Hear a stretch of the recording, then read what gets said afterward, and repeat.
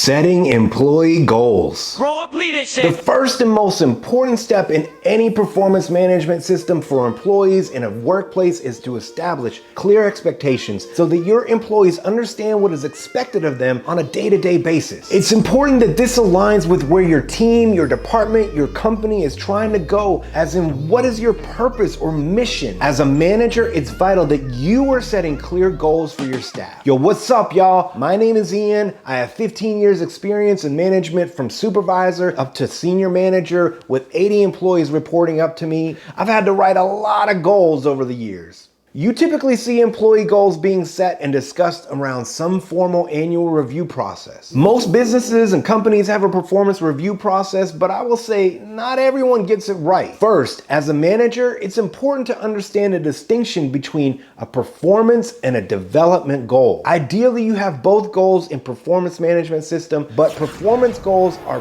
vital, crucial, essential. A performance goal would be some expectation of how an employee performs, typically around quality and productivity of work. So you as a manager need to establish what you are expecting your employees to do and create clear goals and articulate this. A developmental goal would be something that the employee is interested in growing to further improve or advance their work, but it's not crucial to their performance. This may be a goal that your employee sets on their own, or you participate in the conversation and creation together with them. Point is, for development goals, the employee should be involved in the decision-making process. One mistake I've seen is performance review processes that are entirely comprised of development goals. In a review process, the bulk of the conversations need to be focused on what the bulk of the employee's work was for the year, which is their performance. Keep in mind, your employees are working to complete some specified work, not solely develop skills. The other big mistake I commonly see managers make with performance review programs is they have their employees write all their goals. For performance goals, the important goals you are setting as a manager, these are established expectations, what you are expecting from them, what you are evaluating, what you are providing feedback on. If you're unsure what this is, simply look back at what you trained your staff to do. What are you routinely providing feedback on? Those things would be what you were expecting from them as an employee. That's performance. Those are the goals you need to write. Again, a developmental goal is something I as an employee want to develop, typically enhancing or learning a new skill. This could be public speaking, learning to create better spreadsheets or slide decks, some form of programming. Maybe it's something new in the culinary or mixology world, maybe a new plumbing or construction technique, maybe it's a certification or training. This again is something I'm developing as an employee. This is extra and not vital to the success of my work. Not accomplishing this goal will not impact my overall performance, prevent me from a merit increase, or put my job in jeopardy. Performance goals are again what are most important to the employee's work and should be set by the manager. It's recommended to use behaviors over characteristics whenever possible. Quick examples of performance goals. Quality of communication. Ian will establish communication with customers by clarifying needs, acknowledging concerns, expressing a willingness to help, and explaining next steps. These would be behaviors I'm expected to do to create solid communication with my customers. A productivity goal may sound like Ian will effectively answer all customer requests in our customer service mailbox with a 24-hour response time. Ian will wrap up all inbound calls with some specified wrap-up time. You may include other productivity metrics along with attendance